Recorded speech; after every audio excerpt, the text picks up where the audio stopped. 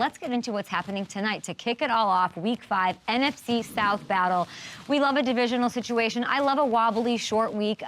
It's probably going to come down to the wire. Hopefully, I'd like some close games in the NFL. The Bucs have an opportunity tonight to sort of say, we're leaving you in the rear view. You're back there and you're coughing up dust that I'm kicking up from the back of my Nikes. That noise coming off her. Oh, sorry. I hear you. I hear you, Hammy. Sorry. Here's Baker. Here he is. You can hear Hammy and Baker on Tampa's hot start and how it's a little bit different than last year.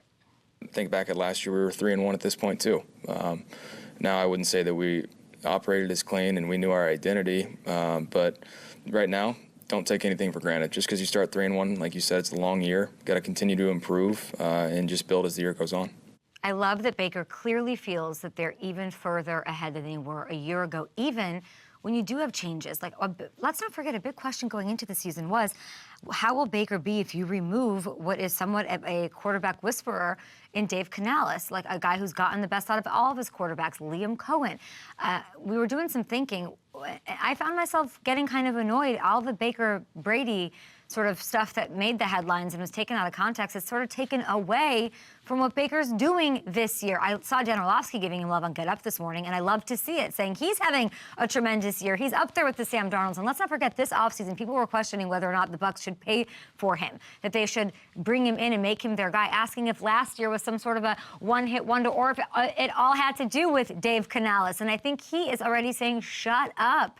That's all completely unfounded. And I love that he continues to go under the radar, which is just where I like him. He's got the best completion percentage, passer rating, and touchdown to interception ratio of his entire career right now. His passer rating's 4th highest in the league right now.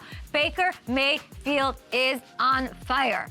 He's got the dad vibes going. He's being really helpful, really integrating himself in that community down there. That community is going through a lot right now. Like, this is awesome. And by the way, this is kind of why, look at this. Despite the 3-1 start, no one is really viewing this Bucs team as a contender in the NFC. Plus 1,700 is disrespectful. Plus 1,700 to win the conference right now. 9th longest odds of the 16 teams in the conference. And even though they beat the teams that are 2nd and 3rd on this list and won a playoff game last year, they're somehow not being viewed or still being viewed as a non-threat. I don't know if a win tonight, bright lights, Amazon treatment, does that change things? I don't know, but it would certainly make a statement against the Falcons, who are somehow still favored to take the division as of this morning on FanDuel Sportsbook. Wake up, FanDuel Sportsbook. I don't love those odds, or I do love them if I want to look smart. Like, what are we doing here? By the way, Gronk and I, for this game, we didn't do a parlay, but you can make a parlay, pick and choose here, do what you want. We had a little prop off, if you will, proper prop off. He's got the under on Mike Evans receiving yards, Kirk Cousins passing touchdowns, a little negative Nancy on that, that's okay. And he has the Chris Godwin anytime touchdown score situation. I took the over. I think Bish goes over that with rushing yards. Look at that, what is it, 464.5? Come on. Baker passing yards at 236.5. Bang the over, and I double down with Bish for an anytime touchdown. Let's see if I can go 3 for 3 again this week. Matt Ryan, Hammy, saw him playing the guitar in some clip that they were putting out yesterday. Thomas Dimitroff will tell us a lot about Matt Ryan ahead of this matchup. Longtime GM of those Falcons when he was in charge. Season MVP, went to the Super Bowl. Lots of great moments. Had so much fun with him when we were in Atlanta with FanDuel, part of our FanDuel family, and it's his night there in Atlanta.